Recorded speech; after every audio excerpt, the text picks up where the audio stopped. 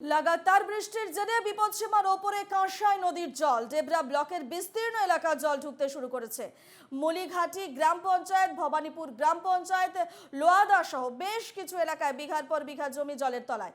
স্থানীয় মানুষজনদের নিরাপদ আশ্রয় ছড়িয়ে নিয়ে যাওয়া হয়েছে প্রশাসনের তরফে এবং গ্রাম পঞ্চায়েতে ত্রাণ শিবির খোলা হয়েছে বলে জানা গিয়েছে প্রশাসন সূত্রে।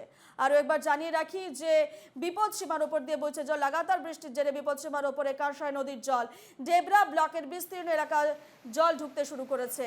মলিঘাটি গ্রাম পঞ্চায়েত, ভবানীপুর গ্রাম পঞ্চায়েত, লোয়াদা সহ বেশ কিছু এলাকায় বিঘার পর বিঘা জমি জলের তলায়। স্থানীয় মানুষজনদের নিরাপদ আশ্রয়ে সরিয়ে নিয়ে যাওয়া হয়েছে প্রশাসনের তরফে।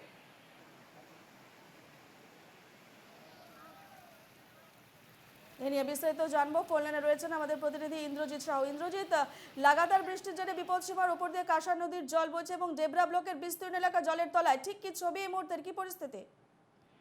দেখো, গতকালকের মতো আজকেও সেম পরিস্থিতি রয়েছে, যেটা আমরা জানতে পেরেছি প্রশাসন সূত্রে, যে লোয়াদা এবং মলিঘাটি এবং ভবানীপুর যে এলাকা রয়েছে সেই এলাকায় কাঁসা নদীর জল এখনো পর্যন্ত ঢুকছে।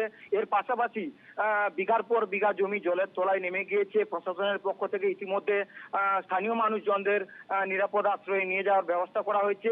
এর পাশাপাশি একটি ত্রাণ শিবিরও খোলা হয়েছে পঞ্চায়েত অফিসে। প্রতিটি এলাকার যে পঞ্চায়েত অফিস রয়েছে সেখানে ত্রাণ শিবির খোলা হয়েছে এবং প্রশাসনের পক্ষ থেকে প্রতিটি মানুষকে ত্রাণ শিবিরে খাওয়া দাওয়া ব্যবস্থা থেকে শুরু করে জল সরবরাহের ব্যবস্থা করা হচ্ছে প্রশাসনের পক্ষ থেকে। ইতিমধ্যে ঘটনাস্থলে ডেবরার বিধায়ক হুমায়ুন কবির পরিদর্শনে গিয়েছিলেন এবং প্রশাসন সূত্রে যেটা আমরা জানতে পারছি যে মুখ্যমন্ত্রী মমতা বন্দ্যোপাধ্যায়ও এই এলাকা পরিদর্শনে আজকে আসতে পারবে বলেও আমরা জানতে পারছি প্রশাসন সূত্রে। একেবারে পরিস্থিতির দিকে নজর থাকবে ইন্দ্রজিৎ, আপাতত ধন্যবাদ জানাচ্ছি।